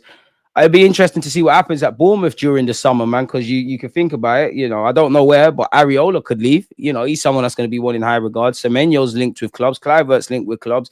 And obviously Kirkes. And I feel like I've missed out one player from Bournemouth. But yeah, Arsenal have been linked with him. We were linked with him last summer. I don't think we're going to get him. Liverpool seem to be on him. And didn't Liverpool have one of their directors go from Bournemouth to Liverpool? I'm not sure. Jakub Kiwior's Arsenal future is once again under scrutiny, with former Poland international Marek Kosminski, hay fever is battering me, warning that the defenders become a hostage of the club. Oh, fuck off, man. Well, pardon my language. How's he being held hostage? How's he being held hostage? If you want to cut, man, stop chatting shit. But anyways, and pause this as well, because I can't, we don't want to get copyrights. The situation is clear. Kiwior is not playing, not improving, and yet remains in limbo due to the 20 million Arsenal spent on him. Rightly so. Arsenal should be looking to get the P's back. I reckon he's going to leave, but he looks like he has been in that weird scenario and that we're open to letting you go, but we need bodies. Every transfer window we go through the same spectacle. Will he leave or will he stay? In this context, I get the impression that Kuba has become a hostage of the club, or rather a hostage of the amount that was spent on him. The Polish international struggles at Arsenal are no secret. Since joining Arsenal in 2023, he has failed to establish himself as a regular in Arteta's squad. His minutes are sporadic and largely confined to cup competition or emergency appearances. It's hard to say what I expect from Kiwior in the national team. Kuba has played very little for Arsenal in recent weeks, and when he did play well, it wasn't great, but that's understandable. You can't only play occasionally and expect to perform well. I mean, mate, is he a better option at left back than Calafiori, Lewis Skelly, arguably Zinchenko, Tierney, and anyone of even Timber over there? Where does he figure in the pecking order in midfield, in centre half? There's rumours he was a midfielder for a year at Spezia. There's got to be a reason he has not played in midfield at Arsenal, similar to Zinchenko. The only difference is Arteta's got no choice but to explore these things. Stop talking nonsense, man. I'm sure we are going to be reluctant to go in. Now I believe Arsenal want to recoup their investment. Meanwhile, interested clubs seem to be thinking, at least for now, not buying him, but about taking him on loan. So if we have the same situation, we're in an arrangement that is unfavourable for the player, which is true, man. Everyone deserves to be somewhere they're going to get football and that. So if that's the case, go elsewhere, man. Arsenal were heavily linked with a move for Atalanta's Ademola Lookman in the summer transfer window. It now seems as if Liverpool are also a major candidate to land the Nigeria international. Lookman had a falling out with Gasperini some weeks ago after comments from the Italian about his penalty-taking abilities, even though he did well against Madrid. Even though that issue has calmed down, talk about the forward's future has not gone away. Tutto Atalanta reported that with Liverpool struggling to tie down Mohamed Salah to a new contract, they've put Lookman at the top of their market notebook for the summer. Okay. If the Egyptian leaves, Lookman will be a key target, even if their major interest from PSG. The report indicates that Arsenal is still a candidate and Newcastle United are keen. What? I mean, if they get Hijack to go with Gordon and Lookman, wait. Juventus have made contact for the Nigerian, have spoken to his entourage, but the former Fulham player wants to play in the Champions League. Juventus are currently out of the top four, and this could prove to be an advantage for Liverpool Arsenal, who are all set to be in the Champions League next season. We've gone over the Julian Alvarez thing. I mean, how do you lot rate it? I mean, Isaac's an impossible dream, but I think everyone would like us to go for Hijack. And then beyond that, it depends who you talk to. Some want Sesko, some don't. Some are keen on Gyökeres, some are cool. Should Julian Alvarez be something? I mean, make them an offer that you can't refuse. But obviously worked at Atletico. Maybe that helps us. If I'm Alvarez, you're playing regular football. You're at the perfect club in Atletico. You've just signed there. You've probably not fully even finished unpacking all your stuff from Manchester to Spain. I don't know how relevant this is, but him being from Argentina and obviously being at a club that can win stuff, but being from Argentina, the way of life for your loved ones, let alone yourself, is probably more aligned in Spain than it would be in Manchester, which I can't say the weather has anything on Spain. So I don't know. He's been there 2 minutes. I personally think we should have got you and Cole Palmer. We didn't use the Manchester City link perfectly. Of course, I'm a hypocrite. I mean, to be honest, nobody saw the Cole Palmer thing, but Julian Alvarez, I wanted him. It is what it is, man. Manchester United allegedly have made contact with Juventus over the signing of Kylian Yildiz. Arsenal, Liverpool, and Manchester City allegedly are all interested in the 90 million euros rated teenager. Are we having him, people? Manchester United are set to watch two prospective new strikers during the international break. Liam Delap and Hugo Ekitike, who I'm sure are both playing for France's under-21s. Two forwards that have been linked with Arsenal and names are floated. Manchester United are also looking at Benjamin Sesko. So no one's going to have a free ride at any of the players that we've been linked with. Speaking of strikers, I'm adapting to being a striker. I like contact. I never back down. We're overdoing it. Big up Marino, but we're overdoing it. Okay, when you're a kid, you play everywhere. I'm not going to waste time with that interview. What has he said here? I mean, Lautaro Martinez would be lit. Since the Arsenal midfielder became the Arsenal striker, he has scored more than Harry Kane, Lautaro Martinez, and Haaland, and told that now he is laughing again. The beauty of stats is you can present them the way that makes you look good, which is true. Fair enough. And I'm not going to lie, he's probably got the waviest celebration at Arsenal, if I'm honest. We're on the training camp in Dubai, and Kai Havertz unfortunately gets injured. There's a plague of injuries, and we don't have any attackers. Even from friends, I was seeing messages about me playing up front and just laughed. I'm thinking the things people just come up with, the stuff they invent. But during the morning stroll before the Leicester game, one of the analysts mentions playing as a striker, a false nine, drop to receive, fix the centre-backs. He asks us how I feel about it. Was I okay with it? I said, whatever you need. Fair enough. You made a good go at it. And it's probably been your most enjoyable moment as an Arsenal player. And you are doing what Arteta demands. Ironically, I wonder, do you not remember the game at Stamford Bridge where we didn't, well, such has been the case almost all season. We've barely created anything. But if you remember the draw at the Bridge, yeah, we only looked like, there was a period we looked like, in that game, the most we looked like scoring is when Marino came in. And he was basically kind of playing up front and making those runs. I wonder how much that factored into their thinking. They know me. They know I want to know why we do things, exactly what movements to make, to not make, everything. If they told me sooner, I'd have been thinking too much instead of letting it flow. They told me late. I didn't think much. I went out, I flowed, I scored two. That's wavy. He said, don't go mad. They had no intention of me being a standard centre forward on the last line, attacking space. It was just about using my qualities, bring the ball down, do things I know how to do, really. That's when I found out. Then I was lucky enough, or only unlucky enough, to score 2 goals and win the game. Also, it's here, not right at the top. After I scored the 2, and they thought, bloody hell, maybe he carries on there. Then we did this sort of thing, he says, nodding at the tactics sheet. I was quick to say, look, it's great that you didn't tell me anything before, but please now give me the fundamentals. I was there studying. It's an art. The first or second game, everything looked different to me. I like tactics. I understand, but I had always seen it from that perspective of a midfielder. Now, bit by bit, I understand it better. I'm getting used to playing as a centre forward, fighting with centre backs. Don't get too used to it, fella. Maybe to the end of the season, or get used to it going into the Bernabeu game, but don't get too used to it. Or better yet, Mikel Arteta, don't get too used to it.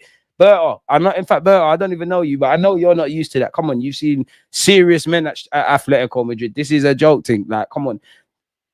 We can't be fighting for a title with midfielders playing up front. This is not making sense. So don't get too used to it. You're always at a disadvantage. They like to mark their territory, intimidate you physically. They want to ensure you're uncomfortable and don't have space from the first minute to the last. Even if the ball's not there, it's more mental than in midfield because it's more direct duel. But I'm adapting. If there's one thing I've always been, it's a battler. I like the contact. I never back down. That's true. But I must admit, you're not as tigerish as I thought you would be at the very least in this Arsenal team. Maybe you're not settled, but I do think there's more to come from you in that regards, Marino.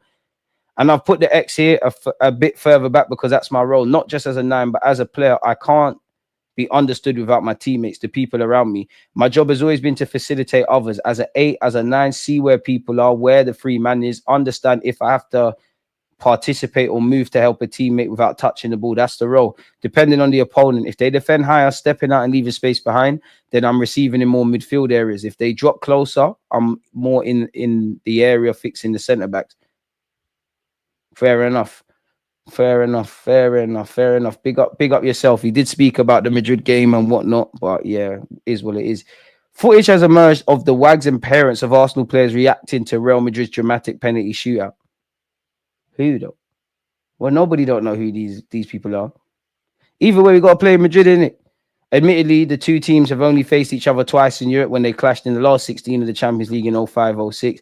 We don't have then what we have now in it. So yeah, Jonathan David tells Arsenal exactly what they want to hear as he speaks about his future. Jonathan David has put Arsenal on red alert as he refused to rule out a move to the Premier League. The prolific Lille striker, whose contract expires in the summer, has been on fire in France, netting over 20 goals for 3 consecutive seasons and drawing attention from Europe's elite. I grew up watching La Liga. I mean, I think he goes there. I grew up watching La Liga. I wouldn't say that would be my preferred league, but it's a league I enjoyed watching more so than others. One day I'd like to play there, but what will happen? I don't know. I'm not opposed to anything. We'll see where the future takes us. Leo have tried to get him to sign a 2-year extension. At this moment in time, he's going to leave on the free. Obviously, our quest for a new talisman up front has been well documented, and Arteta could find David an attractive proposition, especially given the forward's on-record admiration for Thierry Henry. With other potential targets such as Hijack, Gyökeres and Sesko likely to command fees of 100 million, David could represent a savvy acquisition. I mean, he's got the agent or former agent of Gareth Bale, so he's not going to be cheap. United, Chelsea, Newcastle, Spurs and West Ham have all been linked. And we've been linked owing back to his days in Gent, people. He netted 28 goals, league goals in his first 2 seasons before scoring a career best 24 in 2022-23. Last season, he managed 26 across all comps, and he's just 4 goals shy of surpassing that total this season. Currently, Lille sits 6th in Liga, only 3 points away from an automatic Champions League qualification spot.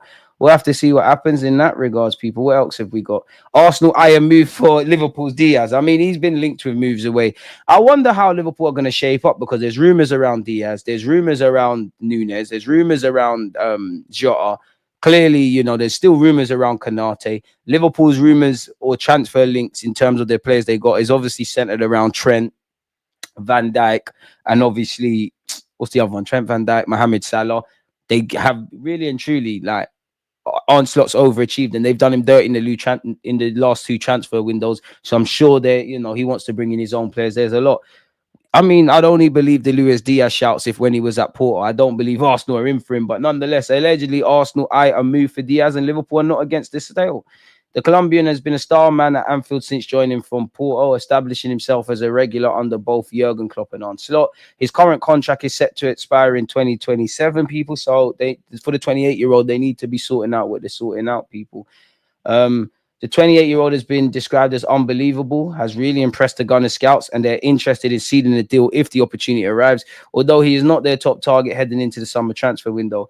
Arsenal also not at the front of the queue for Diaz, and it's unclear if the player would be interested in a move to the Premier League club at this stage, where he's on their shortlist, and a move could develop depending on how other potential moves go. A false 9 is seen as the club's priority this summer, as we know.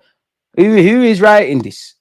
Dean Jones or whatever? Like, there's no credibility behind this, but it'll make it easier for when I cut up this clip and pull it on the channel and give you lot, because I like to think I do a great job. Smash the like button of doing live streams, but also cutting up little clips for you lot. Make sure you're following DG Clips as well, people. No one cares about their subscribers more than me. 60 million strikers, high chance of signing for Arsenal this summer. Ivan Toney was an Arsenal target at one point, as was Watkins. Ben Jacobs has said we're going for Sesko.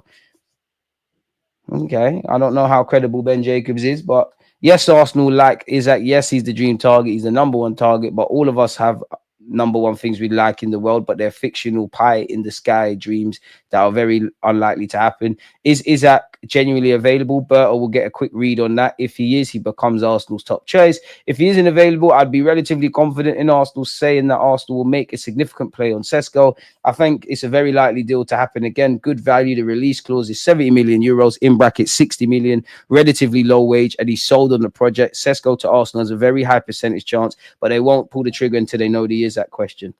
So it's smoke and mirrors and merry-go-roundabouts and whatnot. And to be honest, all of these journalists are all saying the same thing and adding their own little thing on it, if it makes sense. Again, we're still linked with Ademola Lookman. We need to do a lot, and there's a lot we need to do off the field. Most big chances created in the Premier League this season. Saka hasn't played since December. He's still there for 19. Credit to Salah. We're going to speak about Cole Palmer. Forget speaking about Cole Palmer. He must really be cold. Butts into the G's and throws. What's going on with Phil Foden? They were saying put this fucking starboy left back for Philip Foden, who didn't back his mum. You're going mad. Every player they compared Saka with, it failed. So now they're doing the Wanyeri thing. And we don't need to get started on who Saliba was compared to and Gabriel Magalhaes. Arsenal's prospective new sporting director, Andrea Berta, is keen to sign Matheus Cunha, who has a release clause of 62.5 million. Now, for obvious reasons, it's easy to link Arsenal or any club with a move for players. Obviously, anyone that Berta's crossed paths with, had an admiration for, it's a case of 1 + 1 = 1,000,000, essentially. Is there any other updated Arsenal news? Let's see what's going on. Only fan star who attends Arsenal matches with nothing but body paint on hits out at Arsenal fans. What's all this about? What's all this about? Hey, what's Raya said? We'll see that as well. We've gone over that. We're not getting Eze, so I'm not even going to read that.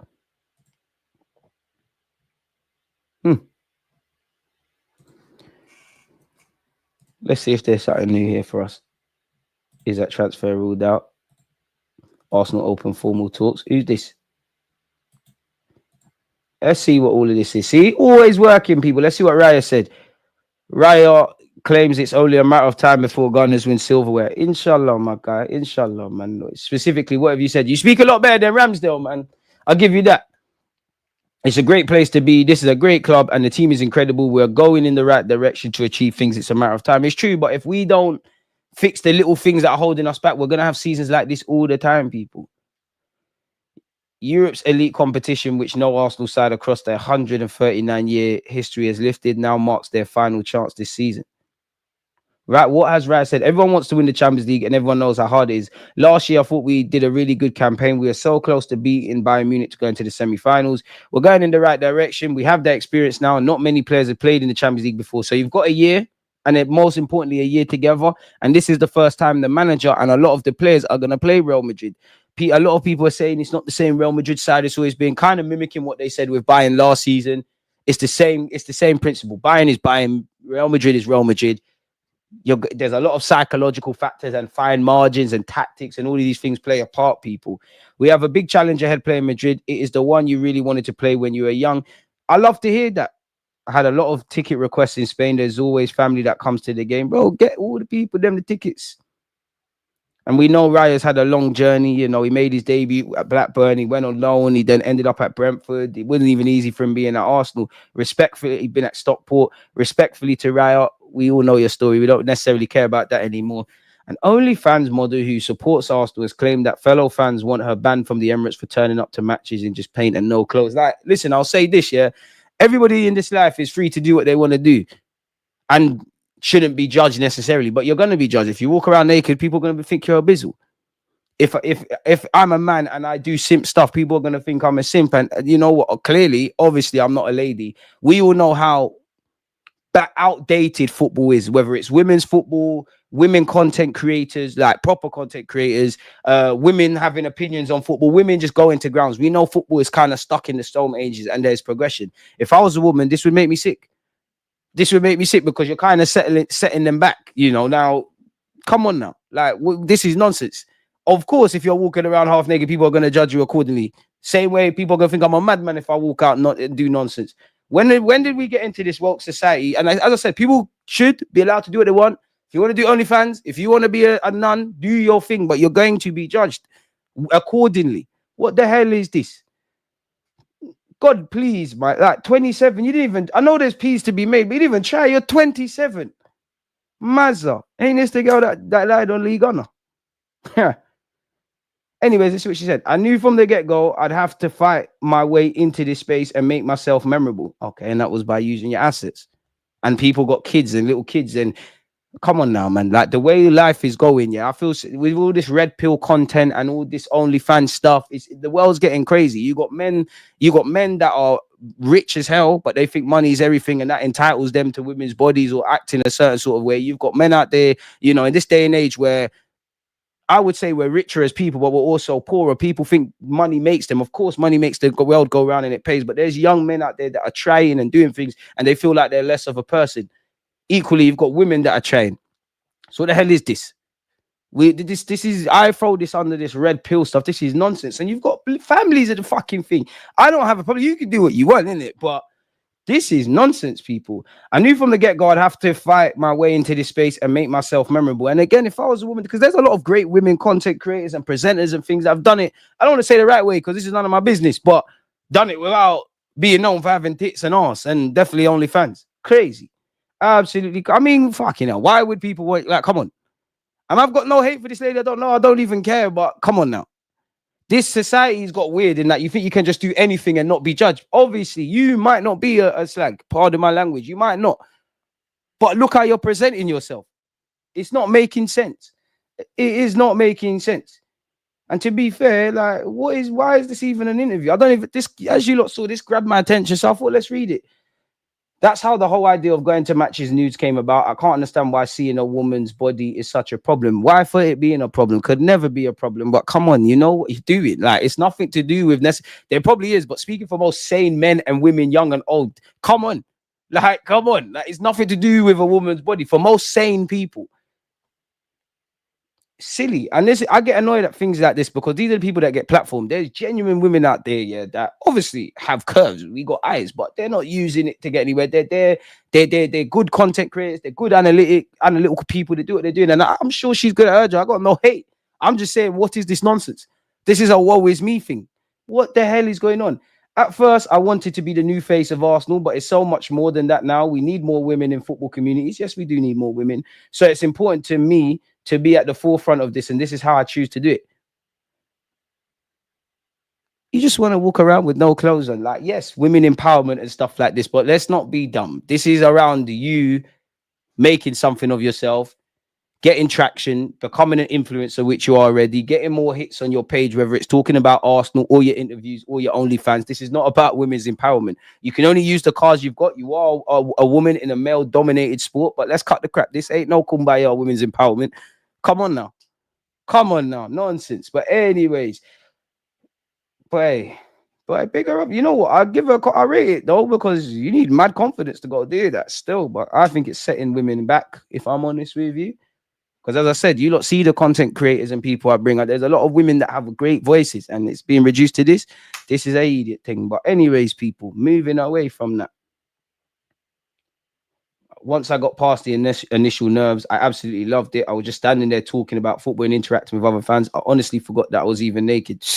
But online, it was a different matter. Someone recorded me at the stadium and posted it online, calling me out for being naked in public. It went viral, and the hate I got was insane. Some people called for me to be banned from the stadium. Now, I don't advocate pylons and hate and whatnot, but what do you think is going to happen? It comes with the territory, bro.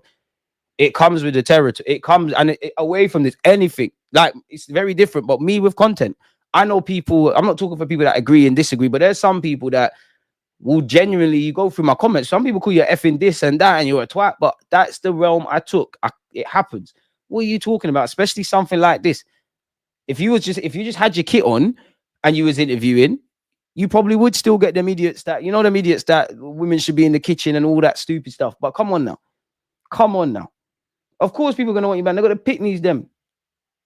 I just want to go to matches, engage with fans, and have a good time. I don't always stay at the stadium. Sometimes I'll find the nearest pub and watch from there. At away games, I even had to sit in the competitions local and keep my head down, but I don't care. I'll always support the boys no matter what. But just say you want hits on your damn OnlyFans. I hate when people do this, just chatting. We've already gone over the Jorginho thing. What's this? Arsenal set to open formal talks with Bukayo Saka. Give him the money, show him the bread. It's a shame he got 9 goals and 13 assists in 24 appearances before he got injured, man. He was on course for a standout season. He needs improved terms. Run him the bread. Wanyeri, Lewis Skelly, Bukayo Saka are also set to sign new deals. Saliba and Gabriel Magalhaes as well. Arsenal have been in initial contact with Saka's camp to indicate their willingness to negotiate, and these discussions are expected to accelerate in the not too distant future. Fair enough. I hope so, people. What's this with Gyökeres? Forest want Gyökeres. Oh, we got done here. Thought there was something new with Arsenal. Okay, we got done here by the clickbait. Is that transfer ruled up? Barcelona have reportedly withdrawn from the race to sign Hijack. How they got the money for it? I'm sure they would like Hijack. I'm sure Hijack would be enticed to go to Barcelona. I can't understand why PSG don't just make a man an offer he can't refuse, especially as they're more of an all-rounded team. Could you imagine Osman Dembele, Doué, Bacola, Cardona, Hijack? Hijack would be perfect for Barcelona, but the team's linked with him in Liverpool, Arsenal, and Barcelona. The man am broke, or not necessarily broke, but it is what it is. And Newcastle about to get Champions League, got a great project, got him tied down under a new contract. Obviously, it's one thing bidding 100, 110, 120 million, but the deal has to be in ways that Newcastle, it makes sense for Newcastle. So the less said about the Hijack thing, the better, man. In truth, it's quite boring, really, talking about Hijack at this point. So yeah, that's where Isaac is concerned. But that appears to be all the news people. Let's crack on and see what you lot are saying. Apologies, I just wanted to get through that part, man. Imagine the effort to wash that off. It's an idiot thing. Big up Gal, my guy, man. My guy. Make sure you're subscribing. He's a madman, but he's our madman. Gal, the toppers of top Gooners is here.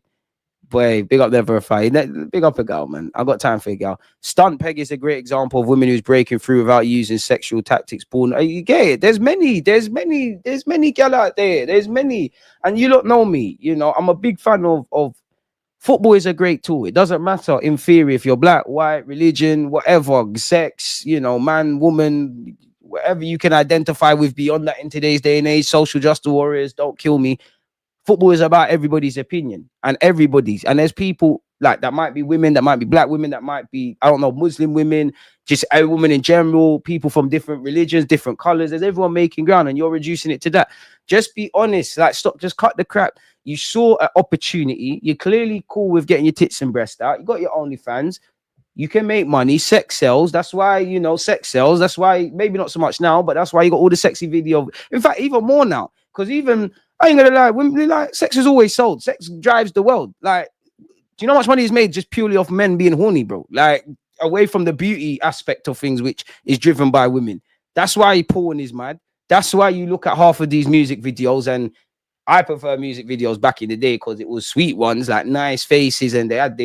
I don't mind if girl got their clothes off, 1,000,000%, but it was nice. Now it's just about who's got a BBL and all of this. Sex sells. Just be honest.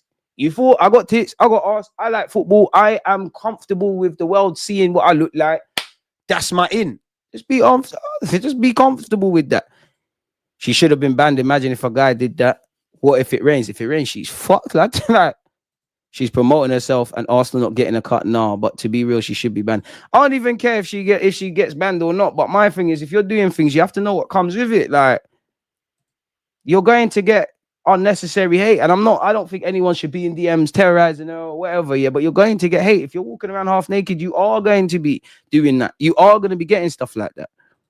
We see women's bodies all the time. I don't go to games with my male arse out saying it's just part of my body, lads. What's the issue? DG, would you do a body paint stream? You're going mad. Hey, less of that about a gal, bro. Less of that. A gal's my guy. Hey, what's a gal in a sim? Less said that you cannot slander a girl on this platform. He's my guy. She should be banned. She's promoting herself using sexuality. People are there for football. Also, there are kids there. You can't be naked in front of kids. In some cases, it's a crime. Oh, to be honest, if that's what she wants to do your thing, innit? Do your thing, but brother, don't act like it's some kumbaya thing. You're not trying to uplift women at all. You're not trying to uplift women, or you might be, you're trying to uplift the skets, bro, because there's bare women out there that are doing normal stuff, like trying to break grounds in many aspects, like football, and they're not doing that. They at no point have they thought, let me show my tits and ass, or walk around with body paint. You know what's going to happen. You know it's going to entice people and get reactions and whatnot. Come on, man. Like, stop taking people for fools, man. I can't believe we even saw that article. What a stupid stuff. Stupid thing. Richard Hughes, man, get your contacts out, get busy. That mug has been on holiday since he became our sporting director. Boy, Isaac is not going Liverpool. Isaac's staying at Newcastle for another year at least. I want Brighton to get top 5 this season. I don't, because Brighton, Brighton, West Ham, Newcastle. It's that there's these weird, big up all of these teams, West Ham as well. These weird little teams, based not even the teams. They're social media fans. They've been starting this rivalry thing with Arsenal. Like, we don't know you lot. I take Sesko if Newcastle qualify, but if they don't, then therefore is that. Even if they don't get Champions League football, is it a colour thing with Lewis Skelly? 1,000,000%.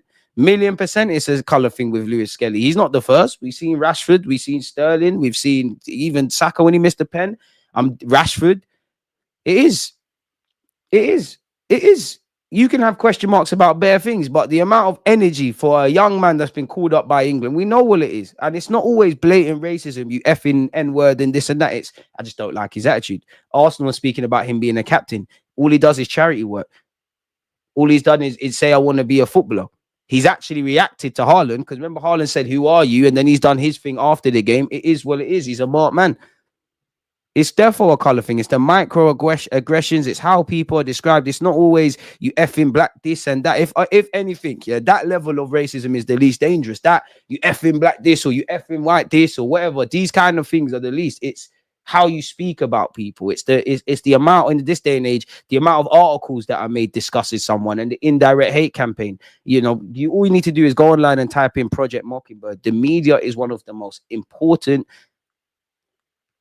propaganda tools of convincing someone. It's just like in this country, man will sit here and blame immigrants for everything when it's not there. It's the government and people in high-ranking officials that are not paying taxes, that are selling off housing to abroad, to people abroad. Not my man who's an immigrant who wants a better life and wants to open up a business or whatever.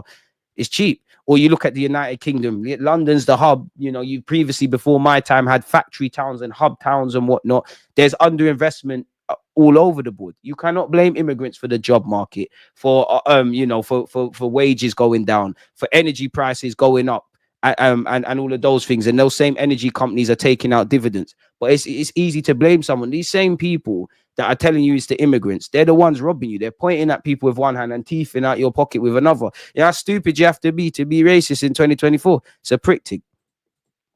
2025, better yet. I dislike the undercover racist people. Be a man and say you are, and take the broken nose. DG spot on. She's uplifting her kind. Most women don't want to be like her. Exactly, bro. She's uplifting herself, bro. Just be honest. She's doing the mind games. It's for her and her personal game. There's nothing wrong with that. You want to get paid? Everyone's entitled to get paid. You want to get paid? You want your OnlyFans? It is what it is. Chill out, Arthur. Chill out. We'll be serious today. Inflation rate is always higher than income rate. Exactly. We're the richest we've probably been, but also the poorest. Like, I saw a statistic. Apparently in 1976, it took 6 months to save a housing deposit. This country has been shagged. Pensions are toilet. The living costs are going up. Wages are going down. Inflation is going up. If you've got less money, if you're making less money, you have a less prosperous nation. That's why you see less footfall. If you don't know, that is literally just people going in stores, even during Christmas time. Less people are going on holiday. Gas is going. Energy, what do you call it? Petrol is going up. Petrol. How do you think you get on planes and cars and whatnot? It's not them. It's the government, bro.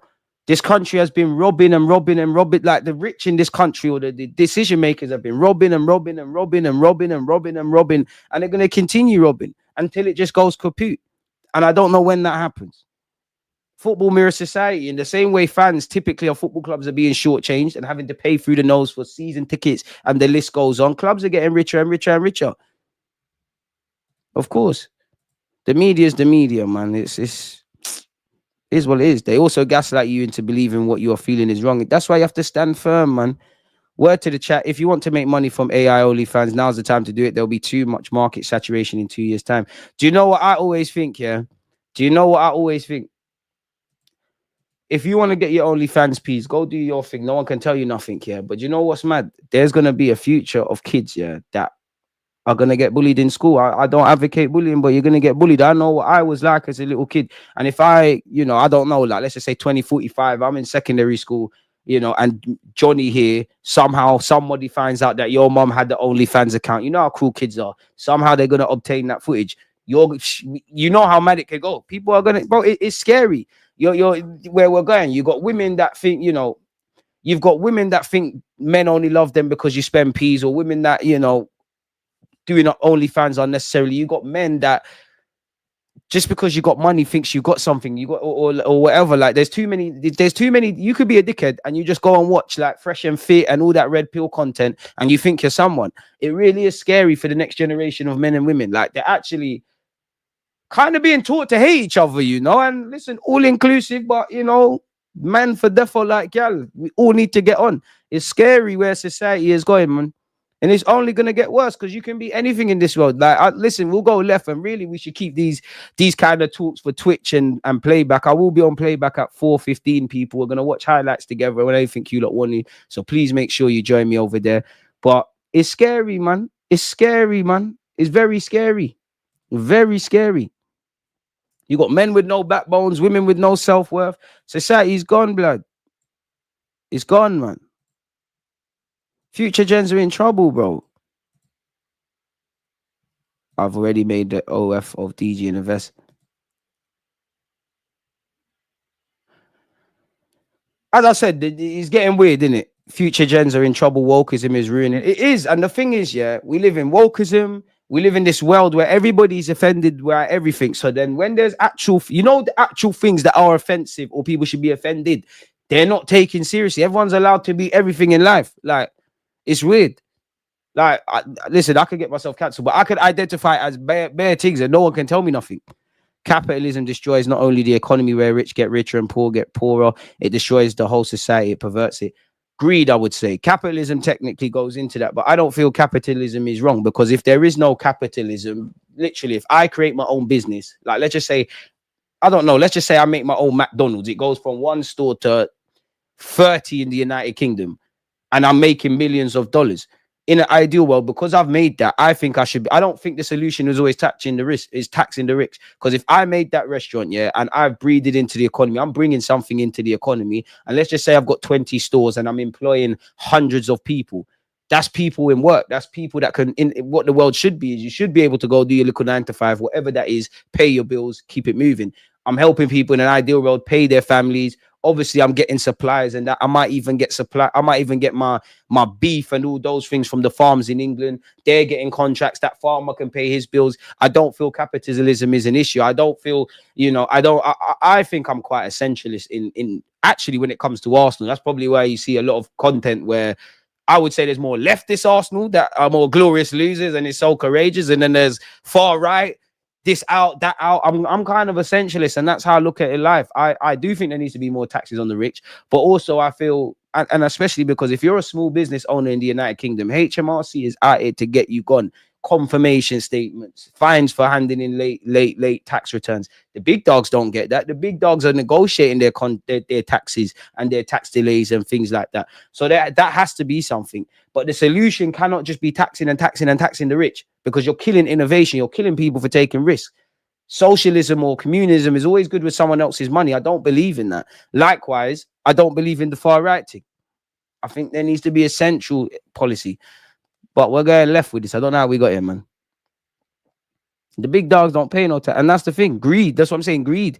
Either bullied or their ability to interact with the topic of sex will be desensitized. It will create a lot of issues. It's only going to get worse. People are probably desensitized to sex already, bro. Like, I wonder how much porn shapes how people look at sex. It's crazy, especially with the internet, bro. Like, it's only going to get, the world's only going to get worse, bro. Like, the world's only going to get worse. Like, if you're going to be a slag, you can't be told you're a slag. You're sexually liberated. That's cool if you want to be sexually liberated, but you know what he is. And I'd say in England, don't need to stop going on like we're in America. You can't do these things. Bring me Hatto, man, the Dutch Revolution. Hatto or Kirkes, I'll take one. Gabriel could have won the same in Saudi as he won in the UK, but pay no tax on bigger wages. I don't understand how people could think Martinelli was going to become world-class / better than Saka and then not rate Jonathan David. Big up DG. Hatto is the replacement for Kyrian Zinchenko. He could take their minutes.